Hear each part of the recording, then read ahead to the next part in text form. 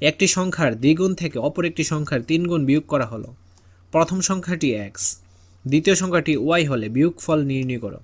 তো প্রথম সংখ্যাটা কি x, প্রথম সংখ্যার দ্বিগুণ মানে কি 2x, দ্বিতীয় সংখ্যা যদি y হয়, দ্বিতীয় সংখ্যার কি বলছে 3 গুণ, তো 3 গুণ বলতে 3y, তো নির্ণয় বিয়োগফল কি হবে 2x - 3y।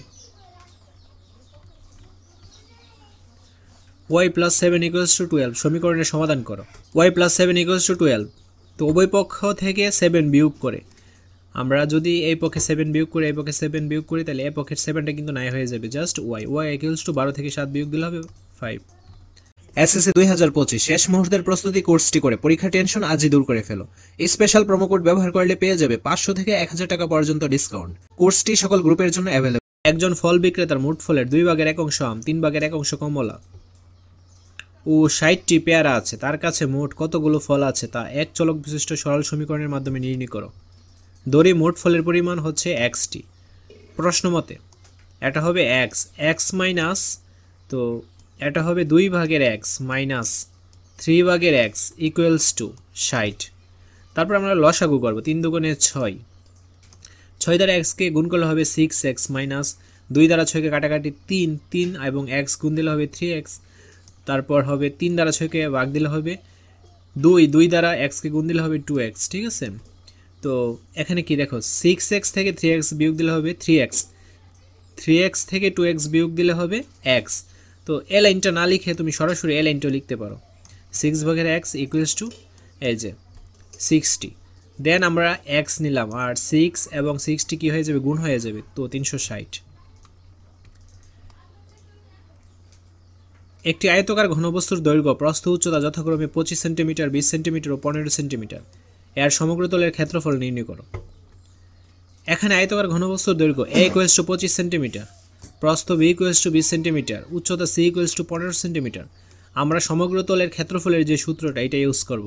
দেন আমরা মানটা বসাবো, ঠিক আছে, মানটা বসে ক্যালকুলেশন করবো, অ্যান্সারটা পাবো। একটি বড় বাক্সের দৈর্ঘ্য প্রস্থ উচ্চতা যথাক্রমে 8 মিটার, 8 মিটার ও 8 মিটার হলে 2 মিটার ধার বিশিষ্ট ঘনক আকৃতির কয়টি ছোট বাক্স দিয়ে বড় বাক্সটি পূর্ণ করা যাবে। তো বড় বাক্সের আয়তন আমরা কি দেখলাম, দৈর্ঘ্য প্রস্থ উচ্চতা দেওয়া আছে 80, তো 64 ঘনমিটার। ছোট বক্সের আয়তন কত দেওয়া রয়েছে 2 ঘনমিটার, তো 2 এর উপর অবশ্যই কিউব হবে 3 হবে, 3টা 2 গুণ দিলে হবে 8 ঘনমিটার।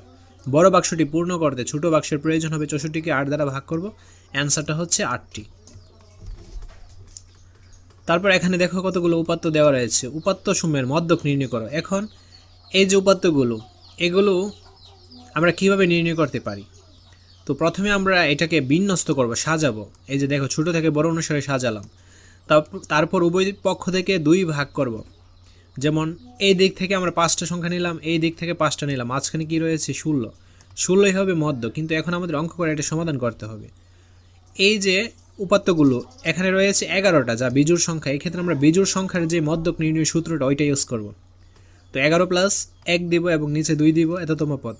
11 আর 1 কত 12/2তম পদ, 12কে 2 দ্বারা কাটলে হবে 6তম পদ। তো 6তম পদ আমরা কি পাচ্ছি, এই যে 16 পাচ্ছি।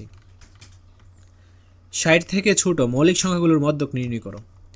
তো সেম, এই যে দেখো প্রথমে আমরা কি করলাম, 60 থেকে ছোট মৌলিক সংখ্যাগুলো বের করলাম, তারপর ওই পাশ থেকে সমান ভাগে ভাগ করলাম, আর মাঝখানে সংখ্যাটা হচ্ছে 23, এইটাই হবে মধ্যক।